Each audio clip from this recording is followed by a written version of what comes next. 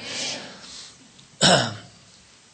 인간이 이 세상에서 사는 동안 낙심과 또 불안과 초조가 있는 것은 인간이 이미 에덴에서 타락함으로 인하여 소망도 없는 인간이 되어버렸습니다. 어둠 가운데 방황하게 되었고 그 가운데 하나님 없는 삶을 사는 것이 인간이었습니다. 그때에 하나님의 사랑이 이 땅에 아들을 보내주셨고 또 아들로 인하여 성령을 보내주셨습니다.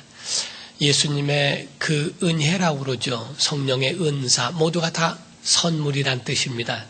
그래서 은혜도 선물이요 은사도 선물인데 은혜는 예수 그리스도 공로로 말미암아 온 것이고 은사는 성령으로 말미암아 우리에게 주어진 겁니다.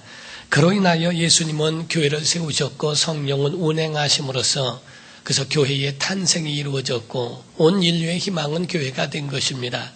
교회를 통하여 하나님은 영광을 받으시고 교회를 통하여 영혼을 구원하시고 예배로 인하여 하나님 앞에 나아갈 수 있는 그러한 인간의 모든 모습을 보게 하신 겁니다. 그러므로 교회는 마지막 때를 위하여 주신 하나님의 방주요 또 피난처요 등대요 이와 같이 정말 생명의 장소와 같은 것이 바로 교회입니다. 방주와 같이 8명의 노아의 식구들을 구원한 것과 같고 등대와 같이 난파하는 그러한 어선이나 이러한 배가 없도록 그 길을 밝혀주는 등대가 되었고 또 피난처가 되어져서 구약에는 도피성이라고 하는 것이 있어서 도피성으로 인해서 바로 이 과실로 살인을 하거나 한 사람들을 구원할 수 있는 그러한 그 길로 바로 도피성을 예비하신 것처럼 마치 우리가 전쟁터에 나가면은 전쟁터에 나간 병사들이 그 가운데에 포탄과 그런 총에 맞아서 신음하고 있는 자들을 끌어내어 그들을 후송하고 그들을 치유하고 그들을 바로 다시 회복하게 하는 그 일을 하게 하는 것처럼 교회는 마치 이와 같이 세상에 있는 사람들을 감싸주고 그들을 구원하고 그들을 하나님께로 인도하여 구원에 이르게 하는 일을 하는 그와 같은 것이 바로 교회에서 하는 겁니다. 그러므로 교회는 정말 교회가 생명력이 있고 그 교회들이 살아있다면 교회가 가는 곳마다 동네가 살게 되어 있고 그 교회가 가는 곳마다 나라가 살아나는 그런 놀라운 역사들이 있게 되는 겁니다. 세상 사람들은 세상에 움직이는 모든 것이 다 우연하게 된 것 같고 그리고 다 그냥 사람들이 생각한 대로 이루어지는 것처럼 그냥 우연히 이루어진 것 같지만은 성경의 말씀으로 풀어보면 그렇지 않습니다. 하나님에 의해서 이루어졌고 이 모든 재앙들과 이 모든 것들 어려움 가운데 있는 것은 전부가 하나님을 떠난 연고요 또 하나님 앞에서의 잘못된 죄악으로 인한 그 불순종으로 인한 것들이라고 하는 것을 성경에 말씀을 하고 있습니다. 그러므로 역대하 7장 14절에 보면 말씀하기를 내 이름으로 일컫는 내 백성이 그들의 악한 길에서 떠나 스스로 낮추고 기도하여 내 얼굴을 찾으면 내가 하늘에서 듣고 그들의 죄를 사하고 그들의 땅을 고칠지라 이렇게 말씀을 합니다. 곧 모든 것 하나님을 사모하고 하나님을 의지하는 믿음의 사람이어야 할진데 하나님을 떠나서 악한 길에 들어섰기 때문에 땅이 저주를 받게 되었고 그 죄악으로 인하여 고통이 오게 됐다고 하는 것을 말씀합니다. 그러므로 성경은 경고하기를 너희가 그들의 악한 길에서 떠나서 스스로 낮추고 기도하고 내 얼굴을 찾으면 내가 하늘에서 들으리라. 그리고 죄도 사하고 그들의 모든 땅도 고치리라 라고 하는 하나님의 언약을 그들에게 말씀해 주신 겁니다. 곧 교회는 참으로 신비로운 것이에요. 교회 안에는 저주도 끊어질 수 있게 하고 교회 안에는 하나님의 생명이 있는 것이 바로 교회입니다. 하나님의 임재도 있습니다. 하나님의 함께 하신다고 하는 하나님의 언약도 있고 하나님의 보호도 있고 교회를 통하여 하나님은 예배로 하나님 영광을 받으십니다. 그 은혜의 강가에 나오게 되면 마치 물가에 나낙네들이 나가서 손을 씻고 또한 그 가운데 빨래도 하고 그렇게 하면서 자기의 버려진 옷과 그런 목욕을 몸과 이런 모든 것들을 통하여 깨끗하게 하는 것처럼 주의 보혈이 흐르는 교회 안에는 은혜의 강이 흘러내리기 때문에 그 가운데서 몸을 씻듯 죄악을 씻으며 그 가운데 있는 더럽혀진 모든 것들에서 건져질 수 있는 하나님의 은혜가 그 속에 있는 겁니다. 그래서 예수께서 말씀하시기를 예수 오시면 병든 자가 고침을 받으며 죽은 자가 살아나며 나병 환자가 깨끗함을 얻으며 귀신을 쫓아내고 라고 하는 그런 말씀으로 마태복음 10장 8절 이하에 말씀하고 있습니다. 그러므로 과연 예수께서 가신 곳곳마다 병든 자들이 고침을 받았으며 또 죽은 자가 살아났으며 나병 환자가 깨끗함을 받게 되었고 예수께서 가시는 곳곳마다 더러운 귀신들이 알아보고 당신은 하나님의 아들입니다. 그 가운데 거품을 흘리면서 그 가운데 쓰러지고 귀신이 떠남으로 인하여 온전케 되어지는 역사, 그 생명 역사를 경험하게 되는 것을 보게 됩니다. 교회는 바로 이와 같이 하나님의 생명 역사가 있어요. 여러분과 저는 아셔야 할 것은 교회는 바로 그리스도의 몸이요. 예수 그리스도는 교회인 바로 몸의 머리라고 성경은 말씀하고 있는 것처럼 머리와 몸은 분리할 수가 없어요. 우리의 믿음은 바로 신앙은 주님을 믿는 겁니다. 어떤 사람은 예수를 믿는데 교회 생활을 안 하는 것은 믿음이 아닙니다. 몸과 머리가 떨어질 수는 없습니다. 몸과 머리가 붙어 있어야 하는 것처럼 예수 그리스도의 몸된 교회, 주님 사랑하는 건 교회를 사랑하는 거예요. 우리가 교회 안에는 주님이 계시다는 그 사실은 인정하지 않습니까? 우리가 군인들이 장군이 자기 부대에 방문해 있다고 한다면 온 군인들이 긴장을 합니다. 자기 앞에 있지 않는다 할지라도 어느 때에 자기에게 나타날지 모르기 때문에 항상 긴장하고 그 가운데에 자기 자신을 경성하여 깨어있는 것처럼 말이에요. 이와 같이 우리가 하나님께서 교회 가운데에 계시며 예배를 받으신다고 하는 것을 믿는다면 결단코 우리가 소홀히 자기 자신을 함부로 행동하지는 않을 것입니다. 이와 같이 성경 안에 말씀하는 것은 교회가 예수 그리스도의 몸이 된다고 하는 것을 우리에게 증거함으로써 우리의 믿음이 하나님께 나아가는 것을 이야기하고 있는 겁니다. 그래서 마귀는 교회를 향한 안팎의 공격을 박해로 인하여 하고 있는데 밖에서도 하지만은 안에서의 박해는 더 심각할 수 있어요. 그 가운데 오늘 두 가지를 말씀드리고자 하면 하나는 그 안에 자유주의 신학이라고 하는 겁니다. 교회 안에서의 박해 중에서 가장 심각한 것 중에 하나는 바로 이와 같이 자유주의 신학입니다. 자유주의라고 하는 것과 보수주의로 나눌 수 있는데 보수주의라고 하는 것은 성경을 믿는 사람들, 성경을 믿는 것. 바로 우리 교회는 보수주의입니다. 성경을 믿습니다. 성경이 하나님의 말씀인 것을 믿습니다. 믿으시면 아멘 하세요. 성경이 하나님의 말씀인 것을 믿지만은 자유주의자들은 믿지 않습니다. 성경이 하나님의 말씀이 아니라 여러 가지의 전설과 사담을 모아서 편집해 놓은 것이라고 이야기합니다. 그러므로 하나님을 따져봐야 되고 하나님을 연구해봐야 되고 하나님에 대하여 이것저것을 한번 고려해보고 그래서 믿을만 하면 믿는 것이고 과학적인 것 그 도마 위에 올려놓고 성경을 잡고 그 가운데에 색칠하기도 하고 자기의 멋대로 만들어가는 것을 보게 되지 않습니까? 자유주의 신학자들은 이와 같이 바로 편집해놓은 그런 성경이기 때문에 다 믿을 수 없다는 거예요. 예수님의 탄생도 예수님의 죽음도 예수님의 재림도 그것도 믿을 수가 없다는 겁니다. 어떻게 처녀가 잉태하여 아들을 낳을 수 있을까? 그래서 성경 어원 속에 있는 하나하나를 끄집어내서 그 말 가지고서 이야기를 합니다. 구약에 보면은 이사야서 7장 14절에 보면 여자가 잉태하여, 일단 여자가 잉태란 말을 젊은 여자라, 처녀가 잉태하여 라고 하는 것을 말씀하는 그 어원은 젊은 여자라는 표현에서 그래서 시집한 그러한 여자를 표현할 수도 있다. 그래서 신약의 처녀가 잉태하여 아들을 낳을 것이요 그 이름을 예수라 한다라고 하는 그 말씀이 예언한 것이 이사야서 7장 14절인데 거기에 처녀란 말을 젊은 여자라고 하는 것으로 표현해서 그래서 어떻게 처녀가 정자와 난자가 만나서 애가 나는 것이지 어떻게 처녀가 애를 낳을 수 있느냐? 그럴 수 없다라고 그들은 처녀의 몸에 나신 예수 그들을 인정하지 않습니다. 그래서 요셉의 아들이라는 겁니다. 여러분, 예수님이 정력으로 태어난, 사람에 의하여 태어난 예수님이라면 하나님의 아들이 될 수 없죠. 성경에 아주 중요한 것은 동정녀 마리아에게서 나셨다 하는 겁니다. 이와 같이 두 번째로 이야기하는 것은 예수님의 죽음. 어떻게 죽은 자가 살아날 수 있느냐? 죽은 자가 살아난다고 하는 것이 그건 이해할 수 없다. 더군다나 십자가에 죽었다 살아나. 그러니까 그것은 까무러친 것이다. 기절했다가 3일 만에 깨어난 것이지 살아난 부활이 아니다 라고 이야기하는 것. 오병이어의 이적 같은 경우도 보리떡 5개와 물고기 2마리를 5,000명을 면 말이 되지 않는다.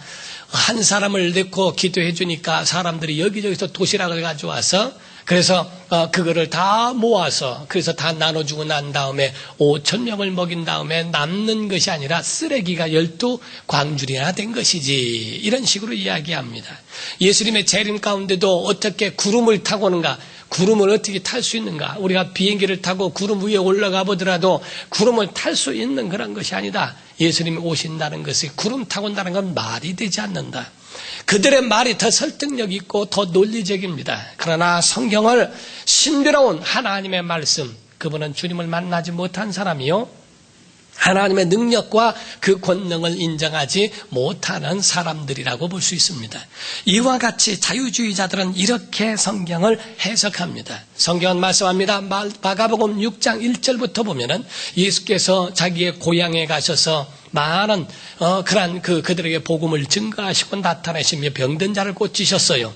그런데 그 중에 말하는 사람들이 4절 5절 가운데, 아니 이가 누구냐, 목수의 아들 아니냐, 그의 형제들이 다 우리와 함께 있는데 지금 뭔 소리 하는 거냐 하고 예수님을 박해하기 시작하고 믿지 않았다라고 되어 있습니다. 그러므로 5절 6절 이하에는 뭐라고 이야기합니까? 그 가운데에 거기서는 아무 능력을 행하실 수 없어 다만 소수의 병인에게 안수하여 병을 고치시고, 6절에 가서는 그들이 믿지 아니함을 이상히 여기셨다고 주님은 성경에 말씀하고 있는 겁니다. 이와 같이 믿음이 없으면 신앙에 대한 영적 체험도 없습니다. 믿는 사람들에게 역사가 일어나는 것이지 믿지 않는 이들에게 혜택은 없는 겁니다. 그래서 교회 안에 박해 중에 첫 번째가 자유주의 신학이요, 두 번째가 이단과 사이비, 신비주의자들이라고 말을 합니다. 그래서 교회 안에서 교회 안 박해하는 사람들 특징을 보면요, 다른 세상에 있는 사람들을 건져내는 게 아니고 교인들에게 꼭 공격한다 이게요. 이단들 보면은 교인들을 공격하고 교회를 비난합니다. 우리가 이단을 분별해낼 수 있는 성경적인 것은 따로 있습니다만은, 그러나 실제적으로 쉽게 분별할 수 있는 것은 기존 교회, 일반 교회를 향하여 공격하는 것을 보면은 쉽게 알 수 있어요. 그들의 특징 가운데에 보면은 그들의 목적은 돈이고, 그들의 목적 자체는 바로 이와 같이 교회를 무너뜨리고 그들을 향하여 하나님 마치 기생충과 같이 그 가운데 있는 사람들, 시험 든 사람이나 교회에 대해 비판하고 교회에 대해 상처가 있는 자들을 끌어내어 자기의 것을 만들어 가려고 하는 특징들이 있습니다. 그건 역사적으로 지금만이 아닙니다. 옛날부터 그런 것은 지금까지 있어요. 사랑하는 성도 여러분, 우린 그걸 아셔야 합니다. 성경이 우리에게 말씀하고 있는 재물과 물질이 있지만은, 그러나 자기가 사용하고 있는 물질도 성직이고 성물이라는 걸 아십니까? 우리가 11조를 하나님 앞에 드릴지인데 10분의 9는 내 마음대로 써도 된다는 것이 아닙니다. 10분의 9도 마찬가지로 거룩한 일에 쓰는 거예요. 그것이 도망가지 아니하고 그것이 세상 것들에 낭비되어지지 않는 거룩한 것입니다. 여러분이 있는 곳이 선교지요, 여러분이 선교사가 될 수 있는 거예요. 여러분의 직분이 성직이 될 수 있는 겁니다. 어린아이를 가르치는 사람들에게는 미래의 꿈을 키울 수 있고 장래에 하나님의 사람을 만들 수 있는 그 자리가 거룩한 성직이 될 수도 있다고 하는 것을 성경은 통하여 우리에게 증거하고 있는 거예요. 좋은 교회는요, 건강한 교회는 첫 번째 빠지지 않습니다. 빠지지 않는다는 것이 교회 출석을 빠지는 이런 얘기가 아니고, 건강한 교회는 교회에 빠지다시피 하는 것처럼 그냥 푹 빠져가지고서 집도 모르고 남편도 모르고 아내도 모르고 가정도 모르고 다 그래. 벌써 사이비하면은 다 빠져버린다 이게 안 보입니다. 우리가 한 사람 연애한다고 해서 한 사람에게 필이 탁 꽂혀버리면요. 제3자가 누가 어떻고 누가 또 안 보입니다. 들리지도 않습니다. 하나 안 들립니다. 저 사람 성격이 그렇다. 성격이 아주 난폭하다. 그 정도로 터프해야지 이렇게 생각합니다. 저 사람 우유부단하다. 아이고 얼마나 온유하냐 이렇게 생각합니다. 뭐 이렇고 저렇고 나쁜 얘기를 아무리 많이 해도 다 좋게 보이고 다 하나도 들리지 않아요. 교회가 건강한 교회는요 빠져서 허부적거리지 않습니다. 우리 교회도 언제든지 갈 수 있어요.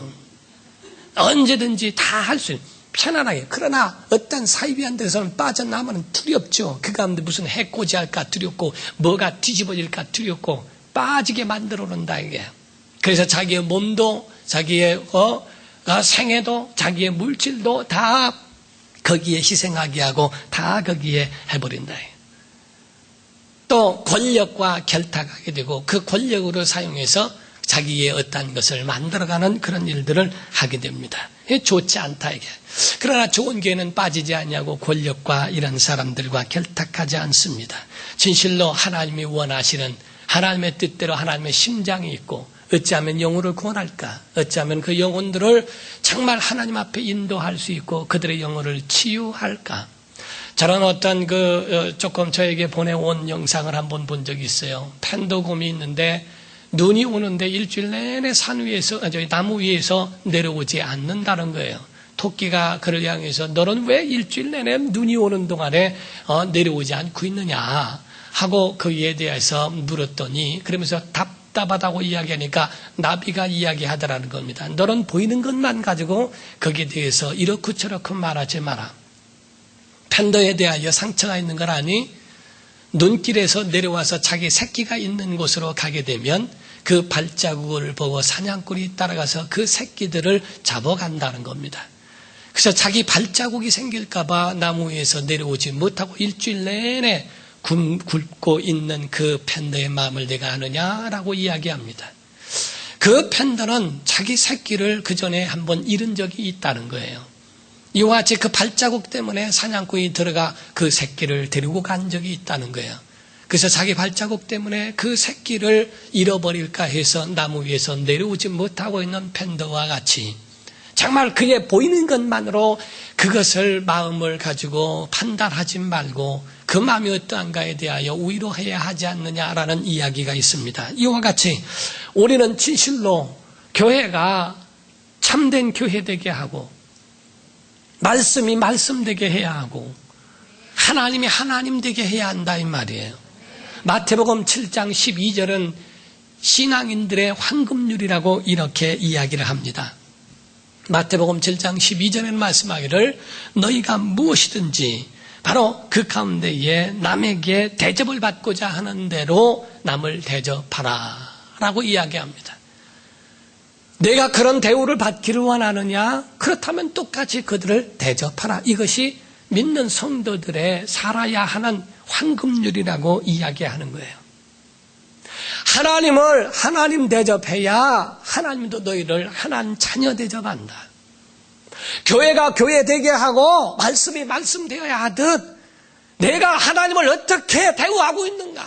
잡신처럼 대우하고 있는지 세상 영들과 똑같이 생각하고 있는 건 아닌지 아니 사람보다도 더 못하게 하나님 집어쳐 성경 집어쳐 교회 근무교회 하지는 않습니까?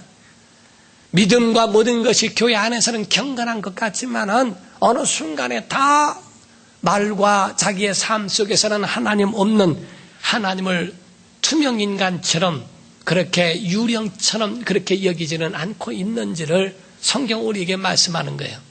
내가 정작 하나님의 사람, 믿음의 조상, 정말 믿음의 자손들을 낳기를 원하고 하나님의 쓰시는 사람이 되기를 원하느냐? 그렇다면 너도 이와 같이 하나님을 하나님 대접해야 하지 않을까? 오늘 구약의 성전과 신약의 교회는 원리는 같아요. 거기에서 신약에 대한 교회는 성전을 완성한 것이니까 그러나 그 원리는 같습니다. 어린아이들에게는 그림이 필요하죠. 그래서 문맹자들에게는 성화 같은 그림을 줬습니다. 그래서 그림으로 표현하는 전도지가 있죠. 글 없는 그런 전도지로서 색깔 가지고 이것은 무엇입니다 설명하면서 하는 천단지가 있죠. 우리가 종교나 이런 데를 이렇게 가서 보면은 그림이 왜 그렇게 많은가 하는 것을 보게 됩니다. 이와 같이 그림이 필요한 것은 글을 모르는 문맹자들이 옛날에는 많았습니다. 그래서 그들을 향해서는 그림으로서 표현하고 이러이러한 이야기를 그들에게 이야기해 줌으로써 성경을 알게 하고 전도를 했다 이 말이에요. 그러나 글을 알고 있을 때는 그 의미를 더 깊게 알게 하는 것처럼 성전은 마치 어린아이들에게 그림으로 표현하는 것 같다면 성경은 마치 우리에게 글로서 그 의미를 깨닫게 하고 성숙한 자들에게 준 것과 같은 완성된 것, 그것이 바로 오늘날의 교회입니다. 성전에 보면은 그 성전을 보면은 세 가지로 나눌 수 있는데 첫 번째로 예루살렘 성전을 이야기할 수 있죠. 솔로몬에게 말씀하고 스룹바벨 성전을 다시 재건하고 등등한 예루살렘 성전입니다. 그러나 예수 오셔서 뭐라고 말씀합니까? 이 성전을 헐라 내가 제3일에 일으키리라. 요한복음 2장 19절 이하에 말씀하셨어요. 그때의 21절 이하에 뭐라고 말씀하십니까? 이는 바로 몸된 자기 육체를 가르쳐 말씀하신 것이라고 이렇게 말씀을 하십니다. 자기의 몸된 육체, 그것이 죽고 살아나는 것, 예수의 몸이 성전이라고 말씀을 하셨어요. 그래서 더 완성된 성전은 예수 그리스도의 몸이요. 그리고 조금 차이가 있습니다만 고린도전서 3장 16절에 너희가 하나님의 성전인 것과 곧 성도가 하나님의 성전이라고 말하는데 물론 원문은 조금 차이가 있습니다. 히에론이라는 말과 나오스라는 말이 좀 차이가 있습니다만 오늘날에는 예수 그리스도를 심령에 모신 그러한 지성소와 같은 성전이라고 우리에게 증거하고 있습니다. 우리가 성경의 성전을 보게 되면 세 곳으로 나누는데 하나는 뜰이요, 하나는 성소요, 하나는 지성소라고 이야기합니다. 지성소에는 법궤가 있고 그 가운데 아론의 쌍난 지팡이, 만나가 든 금항아리, 바로 또 그 가운데에 십계명이 그 안에 들어 있습니다. 그리고 성소 안이 있고 뜰이 있고 이래요. 뜰 안에는 번제단이 있고 그 앞에는 물두멍이 있습니다. 번제단은 심판을 의미합니다. 예수께서 십자가에 죽으신 곧 죽음을 말씀하며 홍해를 걷는 침례와 같은 바로 물두멍이 있습니다. 그 가운데 거룩하게 하시고 씻게 하시는 은혜가 있습니다. 그 가운데 넘어 성소에 들어가는데 오늘 성소 그 가운데 세 가지의 성구가 있습니다. 첫 번째가 떡상이에요. 12지파를 상징하고 있는 12개의 떡입니다. 그리고 포도주가 그 안에 있습니다.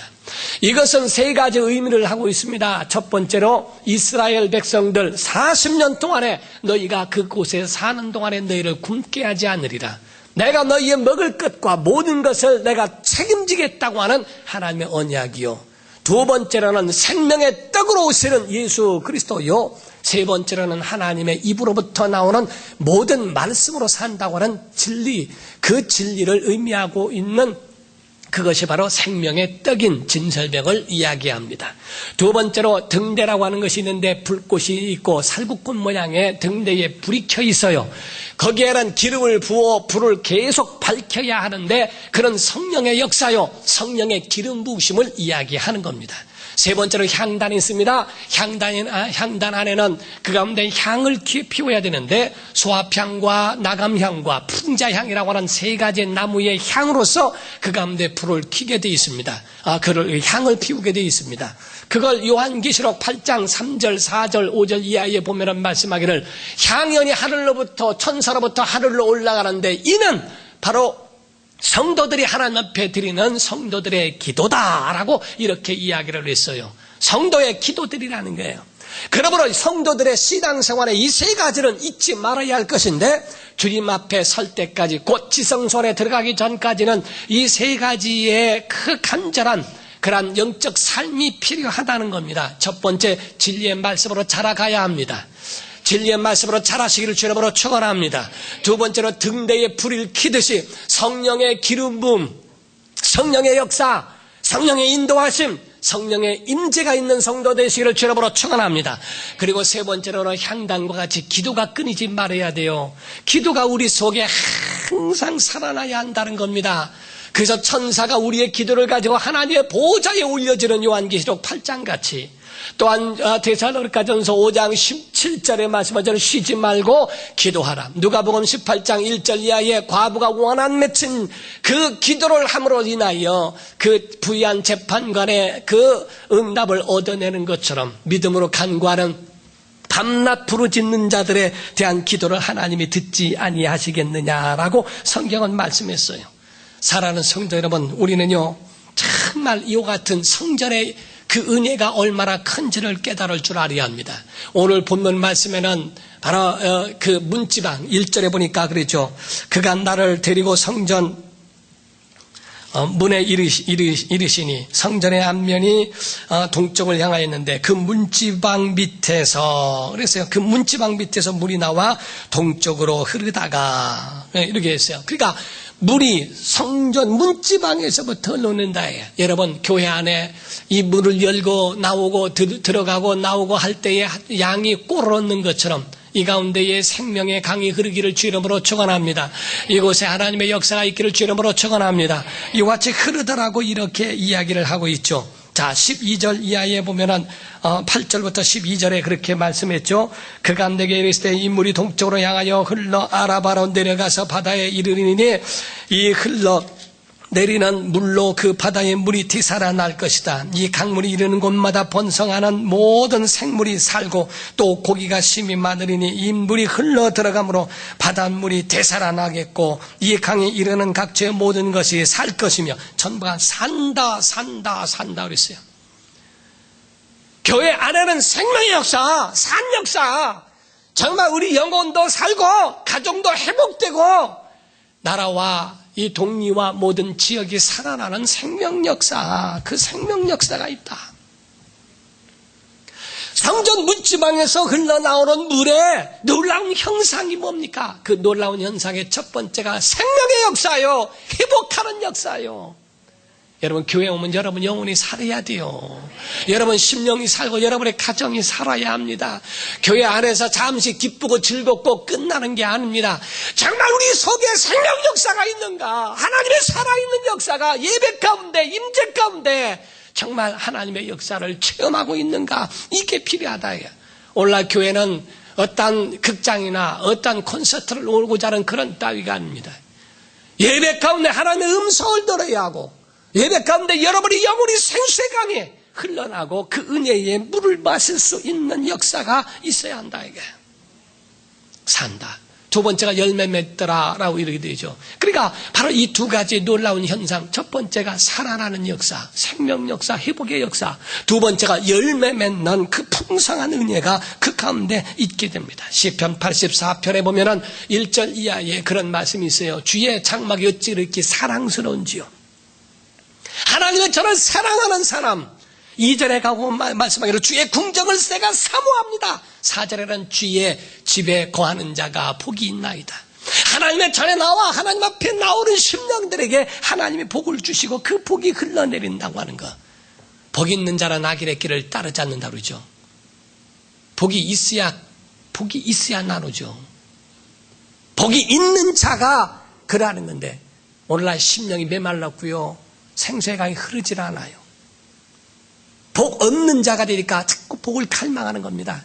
사랑이 넘쳐나도록 사랑한다는 말은 많이 하는데 정작 사랑이라는 것이 메말라 있는 것이 세상이라고 하는 것처럼 우리 속에 과연 하나님이 주신 그 복으로 저주도 끝나고 재앙도 멈추고 하나님의 역사가 이와 같이 우리 심령에도 흘러가고 있는가? 내 마음에도 흘러가고 있는가? 예루살렘에서부터 시작하여진 그러한 복음의 역사가 온 유대와 사마리아 그리고 로마 그리고 영국 그리고 미국 한국에 이르기까지 그리고 한국 통하여 선교사들에 의해서 복음이 들어가는 곳곳마다 그 생명의 역사가 얼마나 많이 나타나고 있느냐 이 말이에요. 오늘 예배가 살아있어야 합니다. 예배하는 심령이 살아나야 합니다. 우리가 가문 땅에 있는 그 풀들에게 물을 주니까 곡식이 막 살아나는 것처럼 말이에요.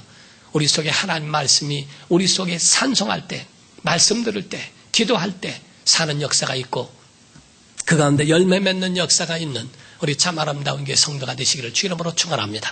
기도하시겠습니다. 이 시간에 다 같이 통성으로 기도할 때 주여 우리 안에 죄악에 두려워하는 보혈의 능력이 귀신이 두려워하는 주 예수의 이름의 역사가, 사망이 도래한 생명의 성령 역사가 우리 안에 있게 하여 주옵소서 하고, 우리 간절한 마음으로 다 같이 통성으로, 주여 한 번하고 통성으로 기도하십시다. 주여 도와주시옵소서. 오늘도 주님을 사모합니다.